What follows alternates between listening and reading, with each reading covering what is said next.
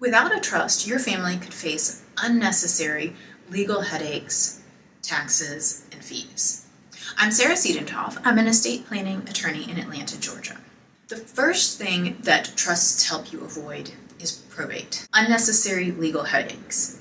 The probate process is long and involved. It is frustrating. It is waiting. Many of the courts here in Georgia and probably most other states are incredibly backed up. Things are, for many of them, getting worse instead of better.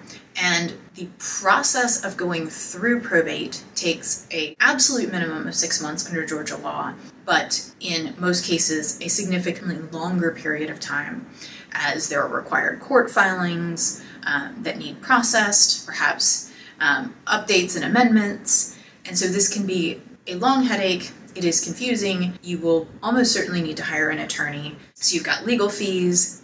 The executor can charge 2.5% for all of the assets that they bring into the estate and 2.5% for all of the assets that they pay out of the estate. This is a generalization. There are lengthy and difficult calculations involved in figuring out executor fees, but a quick ballpark is about 5% of the estate in executor fees unless there's a will that has specified otherwise. If you've got a trust, you can specify what fees your trustee gets or doesn't get in terms of payment. And of course, if you exceed the estate tax exemption, your will may not give you any tax protection.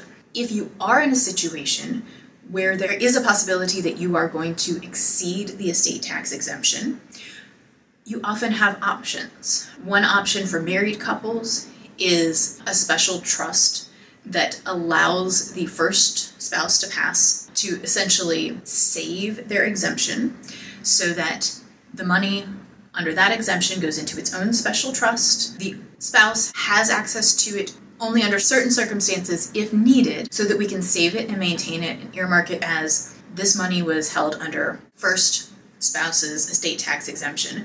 The money in that trust grows tax-free so that over time it will potentially be much larger, but we've already got it outside of estate taxes. And then when the second spouse passes, their estate tax exemption can apply to whatever they've got left, which potentially saves taxes, because if we don't specially earmark and save that first estate tax exemption, when the second spouse dies, it's all very well as long as a spouse is alive, but when the second spouse dies, we only have one estate tax exemption. So by doing this, we actually get to use both estate tax exemptions, which essentially doubles the protection.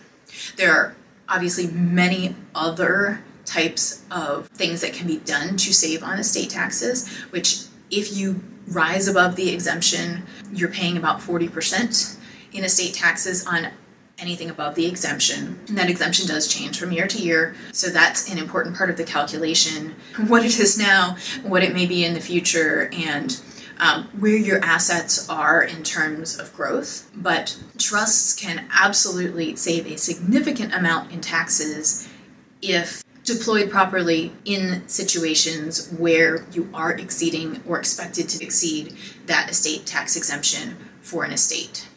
So if this is something that you are concerned about, absolutely, please give us a call. We would love to talk to you about how trust planning can help you avoid legal headaches, can help you save on fees, and save on taxes. So we'd love to talk to you.